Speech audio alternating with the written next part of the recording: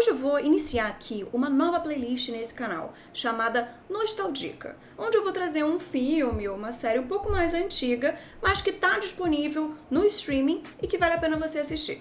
E a gente vai iniciar hoje com um filme argentino, lançado no ano 2000, dirigido por Fabian Bielinski e estrelado por Gastón Pauls e o único argentino possível, Ricardo Darín.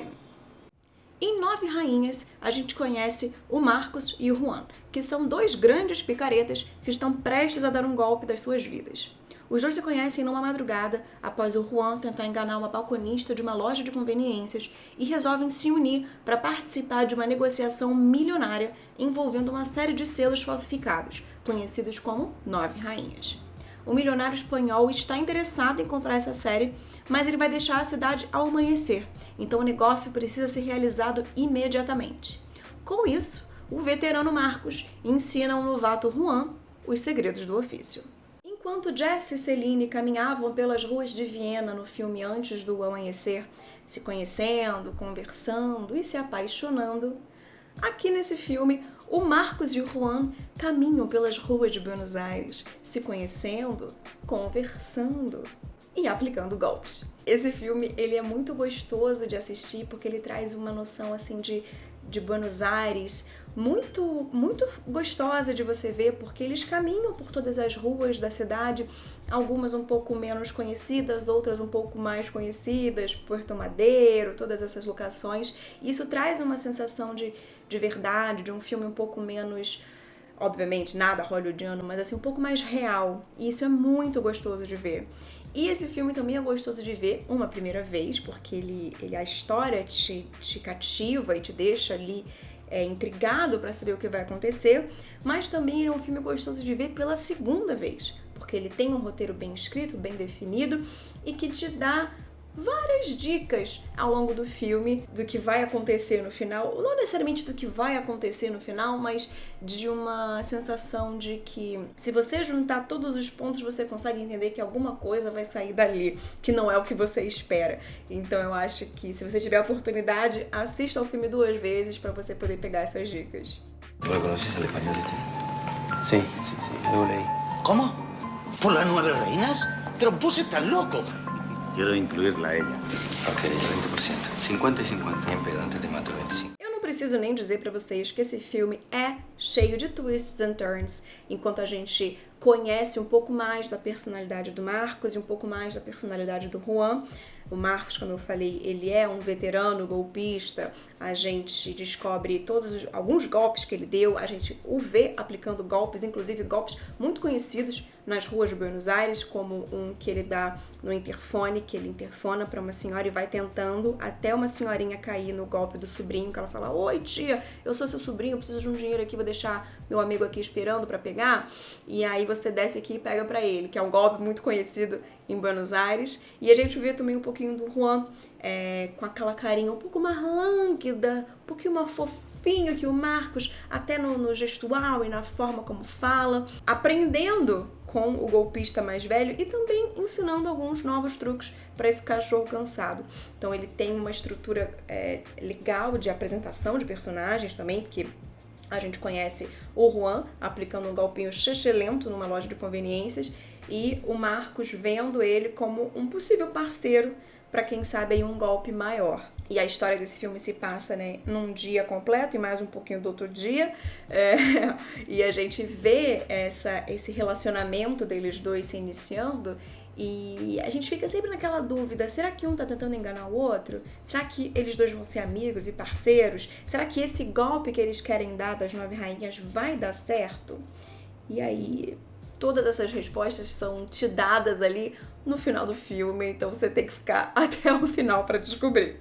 Em termos de estrutura e de grana mesmo, esse filme é um filme muito simples e eu acho que os dois grandes pilares dele estão no carisma do Darín e do Pauls e na estrutura do roteiro, que é um roteiro muito simples, porém muito bem amarrado no sentido de que ele não é uma história de vai e volta com muitos personagens, a gente tem ali só eles dois o tempo inteiro, às vezes a gente tem uma interferência de a irmã de um deles, ou de alguém que eles estejam dando um golpe, mas ele não é assim uma novela. Então ele tem uma estrutura simples, mas uma estrutura muito bem feita, porque esses twists and turns que eu falei, essas idas e voltas, elas servem de costura para quando a gente chega no final do filme, a gente volta e vê que tudo tinha uma razão de ser e tudo tinha um propósito. Então, para mim, esse roteiro, apesar de simples, é extremamente bem executado. E, claro, o carisma absurdo do Darín e do Pose, que eu não conhecia, esse Gaston Pose, e adorei o trabalho dele nesse filme.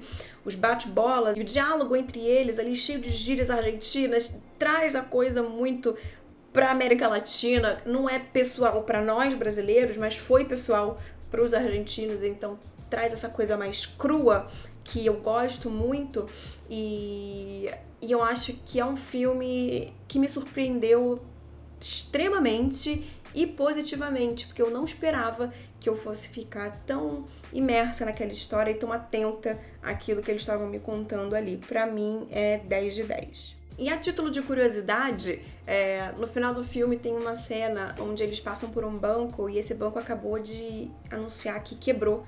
Então, toda a galera que estava com dinheiro ali perdeu aquele dinheiro e a gente vê os argentinos ali protestando na frente do banco, indignados, obviamente, porque queriam, né, resgatar o dinheiro deles. E essa cena é muito marcante no filme, vocês vão entender por quê. E esse filme, como eu falei, foi gravado em 2000, foi lançado em 2000. E tal qual os Simpsons, esse filme previu o futuro, porque em 2001 os portenhos sofreram com isso na vida real. Vários bancos quebraram e as cenas das pessoas ali protestando com cartazes em frente aos bancos foi uma cena muito comum nessa época ali na Argentina, em Buenos Aires, se eu não me engano. Então, esse filme foi quase um episódio de Simpsons na vida dos portenhos. E além dessa, uma outra curiosidade é que esse filme, né, na época que ele foi lançado, vários argentinos estavam dizendo que eles não assistiam mais aos filmes no cinema, eles não iam mais às salas de cinema. E esse filme surpreendeu no seu êxito, né, de bilheteria, porque ele levou mais de 1,5 milhão de espectadores argentinos à sala do cinema, mas ele não teve só sucesso dentro do país, ele também teve sucesso fora, na Europa, no Canadá e principalmente nos Estados Unidos, onde ele teve apenas 35 cópias, né, do filme sendo disponibilizadas e teve mais de 1.300.000 dólares de bilheteria, que é coisa pra caramba. E pra completar, em 2004 foi criada uma adaptação norte-americana do filme Nove Rainhas com o nome de Criminal, estrelada pelo John Christopher Reilly e pelo mexicano Diego Luna, só que ele não atingiu nem perto da bilheteria do filme original, consagrando-se aí como um grande fracasso e deixando Nove Rainhas como sendo um excelente filme argentino. Eu não vim aqui falar bem de argentino, mas desse filme especificamente eu vou estar falando porque ele é muito bom. E se você chegou até aqui, meu muito obrigada. Eu me chamo Stephanie Mancilli, sou jornalista e produtora de conteúdo e toda sexta-feira eu venho aqui com uma indicação de filme ou série pra você curtir no fim de semana. Se você gostou desse vídeo, não esquece de deixar o seu like, comenta aqui o que você achou, se você já viu Nove Rainhas. E se você acha que alguém vai curtir esse vídeo também, compartilha, que ajuda bastante a gente aqui no canal. Eu te agradeço muito e um super beijo e até semana que vem.